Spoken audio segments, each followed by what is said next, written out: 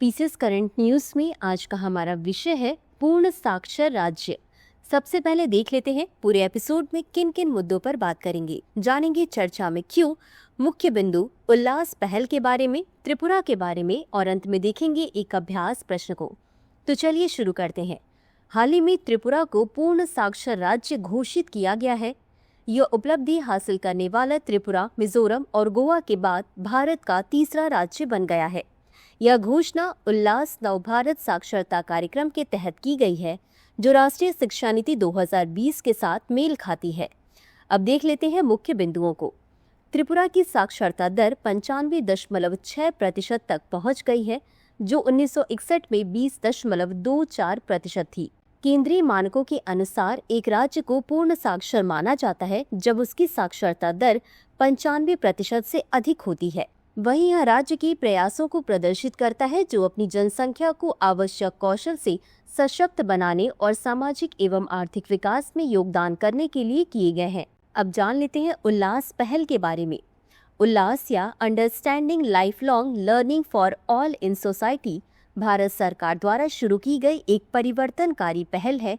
इसका उद्देश्य 15 वर्ष और उससे ऊपर की आयु के नागरिकों में बुनियादी साक्षरता और महत्वपूर्ण जीवन कौशलों की खाई को भरना और जीवन भर शिक्षा को बढ़ावा देना है।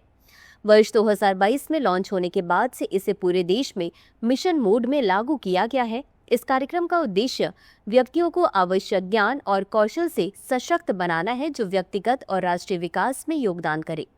यह योजना यूजर फ्रेंडली मोबाइल एप्लीकेशन दीक्षा पोर्टल के माध्यम से विविध शिक्षण संसाधनों का डिजिटल द्वार है। अब जान लेते हैं त्रिपुरा के बारे में। यह पहले एक रियासत थी। स्वतंत्रता के बाद 1 जुलाई 1949 को भारतीय संघ में शामिल हो गया था।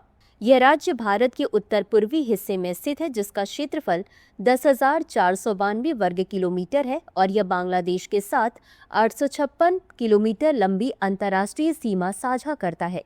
इसका 60% क्षेत्र वन क्षेत्र के रूप में वर्गीकृत है। लगभग 27% क्षेत्र खेती के लिए उपयोगी है। इसमें कई वर्षा आधारित अव्यवस्थित नदियां और धाराएं बांग्लादेश की ओर बहती हैं। इसी के साथ अंत में देख लेते हैं आज के अभ्यास प्रश्न को। उल्लास पहल के संदर्भ में निम्नलिखित कथनों पर विचार करें। 1. उल्लास या understanding life long learning for all in society भारतीय सरकार द्वारा शुरू की गई एक परिवर्तनकारी पहल है। 2. इसका उद्देश्य 15 वर्ष और उससे ऊपर की आयु के नागरिकों में बुनियादी साक्षरता बढ़ावा देना है। उपर्युक्त में से कौन सा या कौन से कथन सही है या सही है? A केवल 1, B केवल 2, C 1 और 2 दोनों, D न तो 1 और न ही 2। इस प्रश्न का उत्तर कमेंट बॉक्स में जरूर दें। अभी के लिए बस इतना ही। धन्यवाद।